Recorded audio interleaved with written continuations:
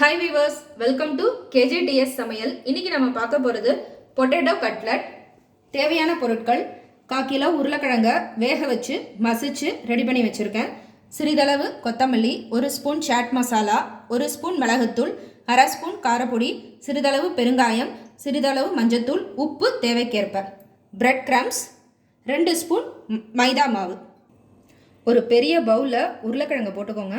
அப்புறம் சாட் மசாலா, கொத்தமல்லி, உப்பு, மஞ்சத்தூள், பெருங்காயம், மிளகுத்தூள், காரப்பொடி எல்லாத்தையும் போட்டு நல்லா மிக்ஸ் பண்ணிக்கோங்க.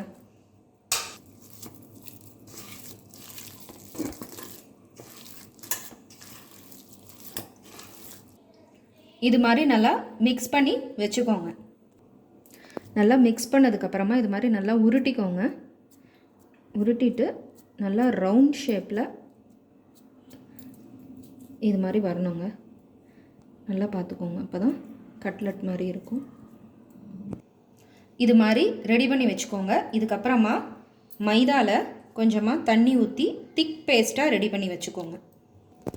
நம்ம இப்போ திக்காக மைதா பேஸ்ட் ரெடி பண்ணிட்டோம். அதுக்கப்புறமா உருளைக்கிழங்க நல்லா இதில் டிப் பண்ணிக்கோங்க.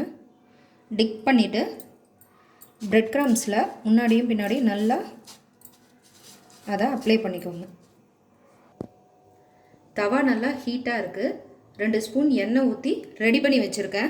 இப்போ நம்ம ரெடி பண்ண பொட்டேட்டோ கட்லெட்டை அது மேலே போடுவோம்.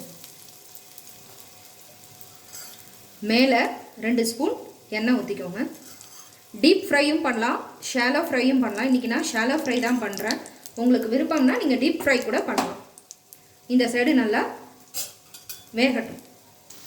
இப்போ நான் திருப்பி போட்டுட்டேன். இதே மாதிரியே நல்லா கோல்டன் கலர் பின்பக்கமும் வரணும்.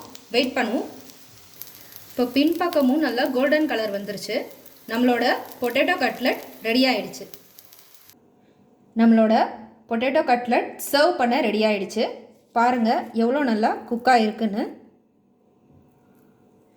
ஸ்கூல் விட்டு வர குழந்தைங்களுக்கு கொடுங்க, விரும்பி சாப்பிடுவாங்க. இதில் நீங்கள் எந்த வெஜிடபிள்ஸ் வேணாலும் நீங்கள் யூஸ் பண்ணலாம். கேரட்டு, பீன்ஸு எது வேணாலும் பண்ணி கொடுக்கலாம். இந்த ரெசிபி பிடிச்சிருந்ததுன்னா KJTS சமையலை சப்ஸ்கிரைப் பண்ணுங்கள். உங்கள் ஃப்ரெண்ட்ஸ்க்கெலாம் ஷேர் பண்ணுங்கள். மீண்டும் ஒரு நல்ல வீடியோட உங்களை சந்திக்கிறேன். நன்றி, வணக்கம்.